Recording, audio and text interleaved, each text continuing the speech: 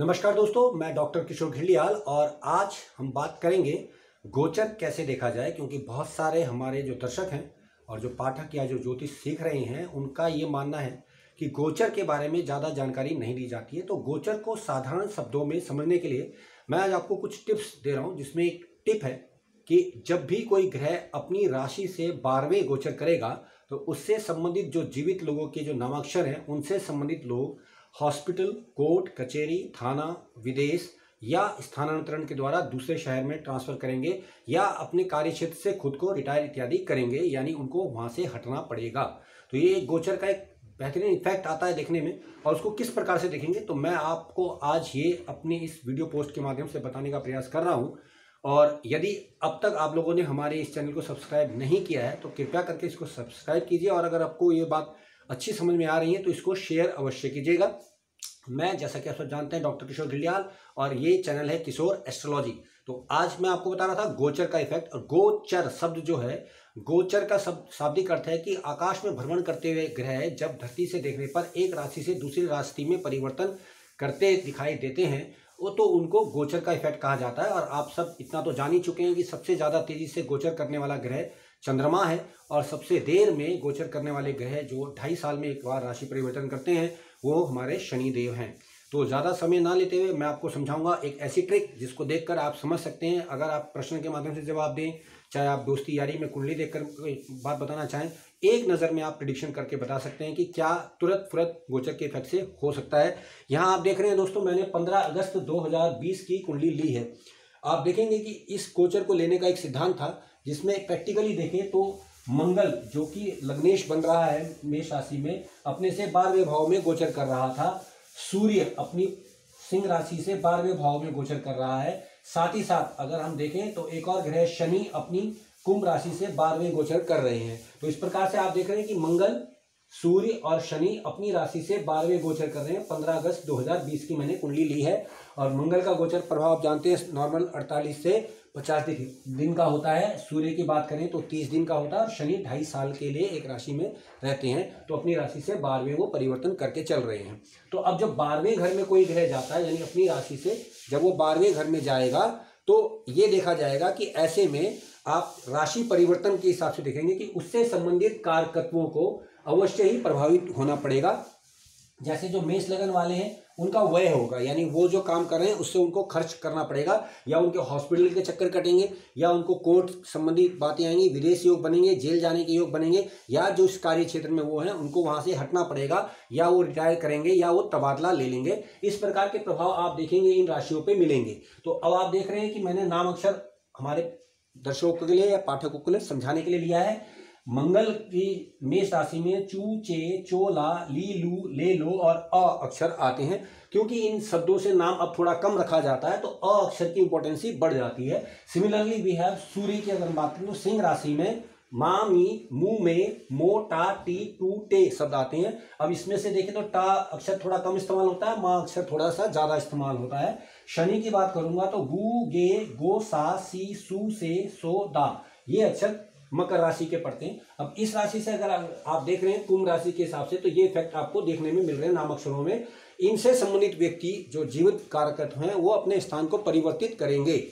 अब जब परिवर्तित करेंगे यानी जहां वो है वहां से वो हटेंगे, क्योंकि ग्रह गोचर उनको सीधा सीधा द्वादश प्रभाव दिखा रहा है। अब हुआ क्या है, हम इसको क्यों बताना चाह रहे हैं, तो यहाँ मैं इंटरेस्टिंग बता दूं कि मंगल में अ अक्षर आते हैं। आप देखिए मंगल जब राशि में अपने से 12वें गोचर कर रहा था तो हमारे महानायक अमिताभ बच्चन, उनके पुत्र अभिषेक बच्चन, उनकी पुत्र वधू ऐश्वर्या राय और उनकी नाती आराध्या बच्चन सब अ अक्षर से हैं दोस्तों। इन सबको हॉस्पिटल के चक्कर काटने पड़े, बीमारी अवश्य देखी गई। इसके अलावा आगे चले तो अमर सिंह जी, उनका तो इंतकाल यानी कि देहांत ही हो गया। अमित शाह जी, उनको भी कोरोना की वजह से हॉस्पिटल में जाना पड़ा। और इंटरेस्टिंगली चेतन चौहान की मैं बात करूंगा, च अक्षर से है, तो इस केस में देखेंगे तो चेतन चौहान जो थे वो च अक्षर इसी राशि में मेष में पड़ता है, उनका भी देहांत इन दिनों हुआ।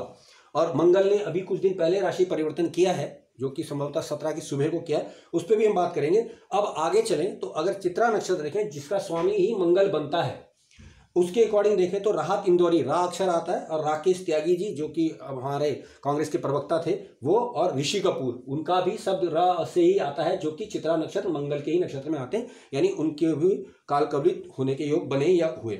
अब बात करूंगा सूर्य की सिंह राशि की। सिंह राशि में जैसे मैंने बताया मा मा मी मू शब्द आ रहे हैं, तो मुलायम सिंह जी जैसे ही सूर्य ने राशि परिवर्तन किया, अब तो सिंह में आ गया है लेकिन पहले वो कर्क में था, तो तब उनको हॉस्पिटल में जाना पड़ा। इसके अलावा इसी दौरान बड़ी इंटरेस्टिंग एक बात हुई कि MS धोनी यानी महेंद्र सिंह धोनी, नाम अक्षर हुआ है, उन्होंने अपने आप को रिटायर कर लिया, यानी वो रिटायर हुए। और जैसा मैं बार बार कह रहा हूं कि जब भी ग्रह गोचर अपनी राशि से 12वें करेगा तो वो फौरन इफेक्टिव प्रभाव दिखाएगा। आम शब्दों में आप इसको समझ सकते हैं, ज्यादा ज्योतिष को गूढ़ता से जानने की आपको जरूरत नहीं पड़ेगी।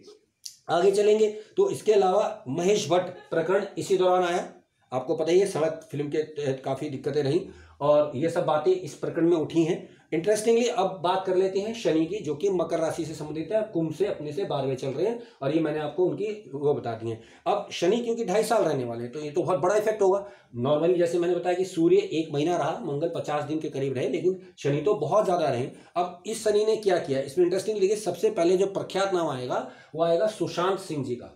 सुशांत सिंह राजपूत ने 14 जून को आत्महत्या करी। देखिए इफेक्टिव प्रभाव आपको दिखाई दे रहा है। इसके अलावा एक मॉडल कोऑर्डिनेटर थी सिमरन कौर, दिल्ली में रहती थी, उनका भी निधन इसी दौरान हुआ। और SP बालासुब्रमण्यम, देखिए से नाम आ रहा है, और वो भी हॉस्पिटलाइजेशन में गए हैं अभी, और अभी उनकी हालत खराब है और उनको कोरोना डायग्नोस किया गया है। इसके अलावा अगर आप देखें तो सुरेश रैना एक क्रिकेटर थे, उन्होंने भी महेंद्र सिंह धोनी के साथ अपने आप को रिटायर किया, नाम अक्षर शनि से संबंधित है। अब अगर आगे बात करें तो सड़क प्रकरण इसमें आ गया, स अक्षर से। अगेन चले तो सचिन पायलट, जो कि आपने देखा बहुत बड़ा प्रकरण रहा, वो पहले कांग्रेस छोड़ गए फिर वापस कांग्रेस में आ गए, वटेवर, तो आना जाना लगा रहा। और इंटरेस्टिंगली एक और जो महान नाम इसमें आता है वो है संजय दत्त का। अब संजय दत्त को देखिए कि आपको हॉस्पिटल जाना पड़ रहा है, विदेश जाना पड़ रहा है इलाज के लिए, और उनको बीमारी डायग्नोज हुई तो हॉस्पिटलाइजेशन के योग बने और वो गए भी थे।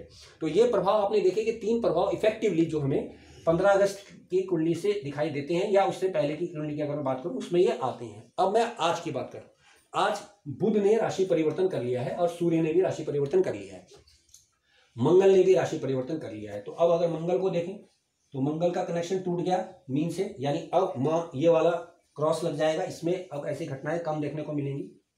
अब सूर्य ने भी कर लिया तो इसमें भी कम मिलेंगी, और शनि अभी चलने वाले क्योंकि 2.5 साल रहेंगे। लेकिन इंटरेस्टिंगली बुध अपनी राशि से 12वें हो गए, तो आप देख सकते हैं बुध जब अपनी राशि से 12वें आ गए तो कन्या राशि के अक्षर, अब कन्या राशि के अक्षर आइए, टो पा पी प्यू पू सौ था पे पो, ये अक्षर आ गए। इनसे संबंधित जो व्यक्ति होंगे या इनसे संबंधित जो लोग होंगे उनको कोई ना कोई अस्पताल, कोर्ट कचहरी, थाना, विदेश, रिटायर, तबादला, ट्रांसफर, इस तरह की बातें देखने को साधारण शब्दों में आएगी। मैं इसको डीप कैलकुलेशन में नहीं जा रहा हूं क्योंकि प्रत्येक व्यक्ति की कुंडली भी अलग होगी, वो एक एनालिसिस होगा, लेकिन मैं सीधे शब्दों में गोचर इफेक्ट हम किस प्रकार से साधारण एक नजर में देख सकते हैं वो मैं आपको बताने का प्रयास कर रहा हूं। तो अब देखिए इंटरेस्टिंगली जैसे ही बुध ने ट्रांजिट किया, पंडित जसराज, ध्यान रखिएगा, देखिए इनके आगे पंडित जसराज है, प अक्षर कन्या में आ गया, उनका देहांत हुआ। अब और आगे चलते हैं तो अभी प्रणब मुखर्जी की हालत जो है वो खराब है और अगले 23 दिन तक कुछ भी हो सकता है, वो सब भी आप जानते हैं, वो भी प अक्षर से संबंधित आते हैं। तो इंटरेस्टिंगली ये एक गोचर का प्रभाव था जो मैं आप लोगों को सिखाने का प्रयास कर रहा हूं कि आप सिर्फ ये देखिए कि कोई भी ग्रह अपनी राशि से अगर 12वां गोचर कर रहा है तो उससे संबंधित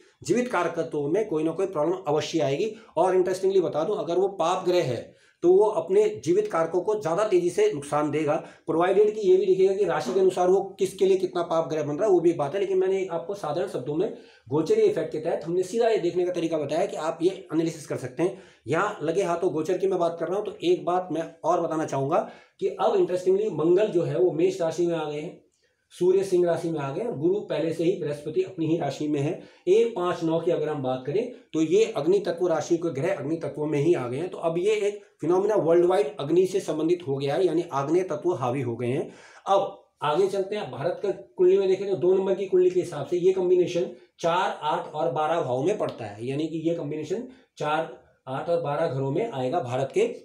भारतवर्ष में अग्नि से संबंधित घटनाएं होंगी, राजनीति में कुछ उठापटक मचेंगी, क्योंकि चतुर्थ भाव सिंहासन से संबंधित भी है। जनता में थोड़ा बहुत आक्रोश भी बढ़ेगा, लेकिन क्योंकि शनि वहां पर हैं तो वो कंट्रोल करके रखेंगे, लेकिन कुछ परिवर्तन और भी आएंगे गोचर के इफेक्ट के हिसाब से। लेकिन मैं एक सीधी शब्दों से आपकी बात कर रहा हूँ। मैं भारतवर्ष की कुंडली का एनालिसिस भी 15 अगस्त के हिसाब से करूंगा, जो कि मैंने वर्चुअल के आधार पर बनाया है।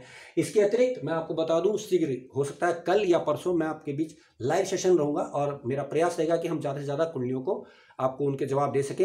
अगर आप ये सब पोस्ट मेरी देख रहे हैं, सुन रहे हैं, तो आप अपने कमेंट्स के जरिए मुझे अपनी क्वेरीज भी भेज सकते हैं। मेरा प्रयास रहेगा कि मैं ज़्यादा से ज़्यादा लोगों की क्वेरीज को शांत कर सकूं, आपको जवाब दे सकूं। तो दोस्तों, आज के लिए बस इतना सा कि एक छोटा सा इफेक्ट, गोचर का प्रभाव देखने का एक शॉर्टकट तरीका, या इंटरेस्टिंगली आप आसानी से देख के बता सकते हैं कि अब भविष्य में गोचर के हिसाब से क्या क्या परिणाम मिल सकते हैं। तो आप सबने मुझे सुना, आप सबका धन्यवाद। नमस्कार।